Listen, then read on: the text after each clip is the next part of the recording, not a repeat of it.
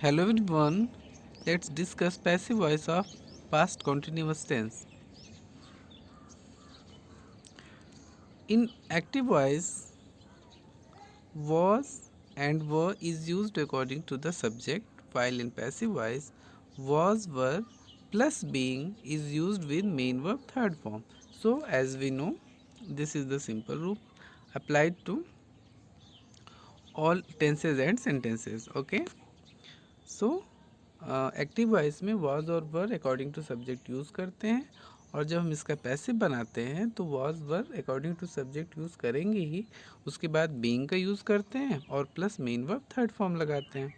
Second thing, passive voice helping verb also changes according to the new subject. What does it mean?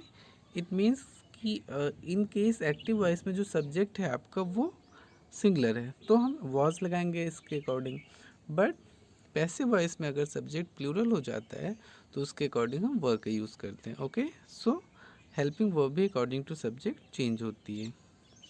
Let's see some examples. Affirmative sentence. You were calling me at the gate. This is your active voice. So here me is your object. It would be changed in subject in passive voice. So me के according I हो जाएगा. ठीक है. And as I is your subject, so your helping verb is was. अगर आपका subject I है तो helping verb was हो जाएगा. Plus being लगा दिया. Main verb call है, इसका third form called. So I was being called and ये सब्जेक्ट यू है तो इसका ऑब्जेक्ट भी यू होगा, तो by you and after that at the get your complement. Okay, she was stealing my purse. In this sentence my purse is your object. It would be subject in passive voice, so my purse. And according to my purse was का use करेंगे plus being plus main verb third form stolen, and she is your subject in active voice. It would be object in passive voice, तो by her use करते हैं. Okay, so she was stealing my purse. My purse was being stolen by her. The soldiers were lifting the beam. So here the beam is your object in active voice. It would be subject in passive voice. So the beam के according was लगेगा. The beam was being. Okay, after that lift का third form lifted by the soldiers. The soldiers यहाँ पे आपका subject था तो passive voice में object हो जाएगा. Okay, next.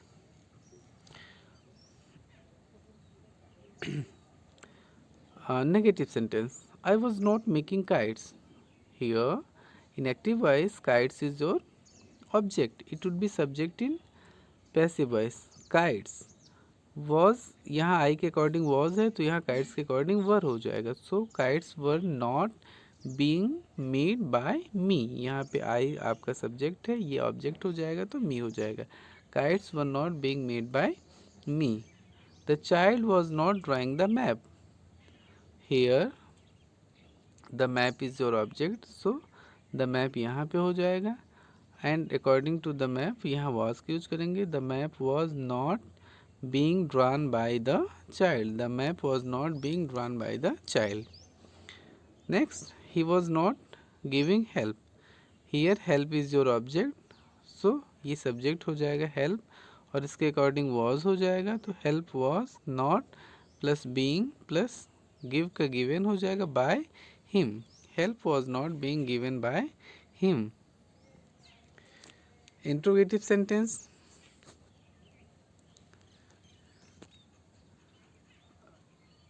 Were you speaking the truth? Here the truth is your object in active voice. It would be subject in passive voice. So truth subject हो गया और truth के according was लगेगा तो was the subject being spoken by you. Next, was she not borrowing money? So money was money not being borrowed by her. Who was finishing the work? Here who is your subject as well as question word. In passive voice who would be your object and question word also. So because of object by इसके पहले लग रहा है, ठीक है. और as it is ये question word तो ये स्टार्टिंग में ही आ रहा है। So by whom was the work. अब यहाँ पे वर्क जो है आपका सब्जेक्ट है, क्योंकि यहाँ पे वर्क ऑब्जेक्ट था, यहाँ पे work is working as subject. So by whom was the work being finished.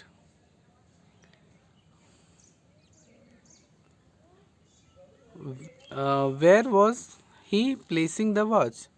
So where was the watch being placed by her. Question word plus helping verb plus subject the watch. तो the watch इसमें object था, तो इसमें हम इसको subject बना लिए। So where was the watch being placed by her. Whom was he catching. यहाँ पे देखिए हुम आपका ऑब्जेक्ट है and it is working as question word. So पहले आ गया तो, और इसमें ही सब्जेक्ट है तो वहाँ पे ही जाके ऑब्जेक्ट हो जाएगा। तो हुम को जब हम सब्जेक्टिव केस में चेंज करेंगे तो हो जाएगा who was being caught by him. He यहाँ पे सब्जेक्ट था तो यहाँ पे बाय हिम ऑब्जेक्ट हो जाएगा। तो who was being caught by him. Were they pushing the damaged car. So the damaged car